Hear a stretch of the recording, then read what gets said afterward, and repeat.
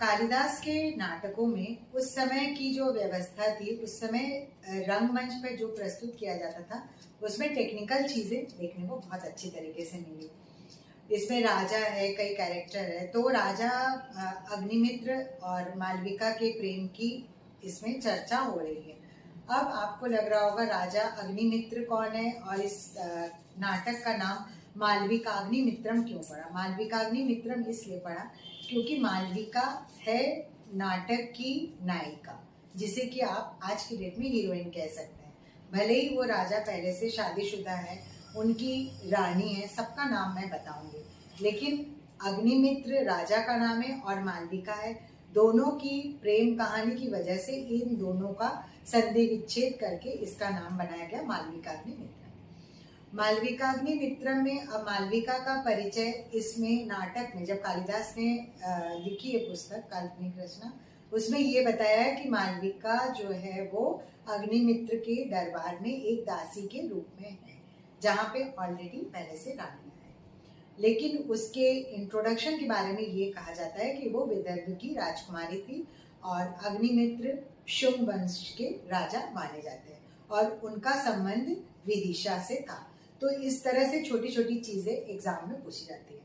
अब किताबों में जो लिखा हुआ है उसे मैं देख के आपको एक बार पढ़ के सुना देती हूँ कि कालिदास के काल में न केवल नाट्य की तकनीकी भाषा मुखरित हुई थी, अपितु नृत्य तथा नृत्य में संगीत, लय, ताल, इन सब चीजों का बहुत ध्यान रखा गया था।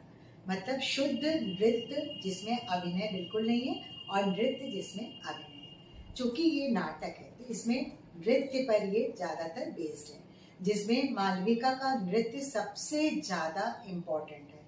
और राजा मालविका से तब प्रभावित होते हैं जब मालविका का वो पहला प्रस्तुतिकरण देखते हैं नृत्य का। अब मालविका के साथ एक और कैरेक्टर है जिसका नाम है बकुला बालिका। अब मालविका ने नृत्य कहाँ से सीखा, उसके गुरु का नाम क्या है, इन सब के बारे में बात होती है। राजा अग्निमित्र और मालविका की प्रेम कहानी राज दरबार से शुरू होती है, जहाँ पे मालविका का परफॉर्मेंस होता है, मतलब डांस, जो कि शुद्ध शास्त्रीय नृत्य पर आधारित होता है। मालविका के गुरु का नाम क्या है, उनके गुरु का नाम गणदास है। अब हम चले आते हैं कि इसमें मतलब डांस को इतना इम्पोर्टेंट माना गया है और इसके लिए जो मालविका की सहेली है बकुला बालिका, वो जाती है गुरु से पूछती है कि क्या मालविका ने नृत्य में एकदम परफेक्शन आ गया है, मतलब उसको अच्छी तरह से ये नृत्य सीख चुकी है, क्या वो परफॉर्मेंस करने के लिए रेडी है। तो उसके गुरु जवाब में देते हैं कि हाँ, वो काफी समय से अभ्यास कर रही है, ये नाटक का सीन है, वो काफी समय से अभ्यास कर रही है, वो काफी पारंगत हो चुकी है। अब हम इसमें जानने की कोशिश करते हैं कि नृत्य की जो प्रशंसा इसमें हो रही है उसमें हम इसमें ऋषि मुनियों के साथ साथ नृत्य को देवताओं ने भी इसे एक यज्ञ के रूप में माना। मतलब उस समय नृत्य का मतलब पूजा पाठ, यज्ञ, अनुष्ठान, मतलब इन सब चीजों से रिलेटेड है। तो ध्यान से इस चीज को आप सुनिए। यहाँ पर स्त्री पात्र के लिए एक शब्द का उच्चारण हुआ है जिसका नाम है वामांग। तांडव और लास्य होता है। यहाँ पर शिव जो है वो अर्धनारीश्वर का रूप लेने के लिए, जैसे हम भरतनाट्यम में दिखाते हैं, उसी तरह से अर्धनारीश्वर का रूप लेने के लिए यहाँ पे वामांग की मुद्रा में आते हैं। यहाँ पे तांडव और लास्य शब्द का प्रयोग नहीं किया गया है। और इसमें हम बाकी चीजों पे फोकस न करते हुए डांस पे ज्यादा फोकस करते हैं। यहाँ पे कहानी में जो महिला है उसे एक नर्तकी के रूप में दिखाया गया है, साथ ही साथ रानियों के मन में, जैसे अग्निमित्र की 2 रानियां हैं, उनके मन में ईर्ष्या की भावना उत्पन्न होती है। वो रानी मालविका से बहुत जलती है और अग्निमित्र का एक दोस्त है जिसका नाम गौतम है। ये गौतम सारी बातें जानते हैं कि अग्निमित्र मालविका से प्रेम करते हैं। यहाँ पे छल कपट योजना सब कुछ देखने को मिलेगा इस नाटक में। ये इसलिए है कि रंगमंच पे जब ये इसकी प्रस्तुति हो रही है, दर्शकों को बांधे रखने के लिए उस समय रूपकों को इस तरह से तैयार किया जाता था कि जिससे कि आखिरी चरण तक उनका एक जिज्ञासा मन में बनी रहे कि आखिर क्या हुआ, कैसे हुआ। अब उसमें एक छोटा सा इंसिडेंट मैं सुनाती हूँ, है तो ये बहुत बड़ा लेकिन ये ब्रीफ इंट्रोडक्शन है। उसमें एक छोटा सा पॉइंट ये आता है कि अग्निमित्र अपने मनोभाव को गौतम से, अपने फ्रेंड से शेयर करते हैं कि मुझे मालविका से प्रेम हो गया, कैसे मैं उसे बताऊं, कैसे प्रपोज करूं, जबकि उनकी जो शादी हुई है वो भी पसंद से होती है, बहुत धूमधाम से होती है रानी धारिणी के साथ। तो अब वो क्या करे, उनको संकोच भी हो रहा है, लेकिन फिर भी वो नृत्य करते हुए मालविका को प्रपोज करते हैं। जब मतलब मालविका जब नृत्य करती है और मालविका मुस्कुराते हुए चली जाती है, मतलब राजा, और यहीं से राजा और मालविका की प्रेम कहानी शुरू हो जाती है। जब रानी को पता चलता है तो वो क्या करती है, मालविका को गिरफ्तार करके एक जगह कोठरी में डाल देती है।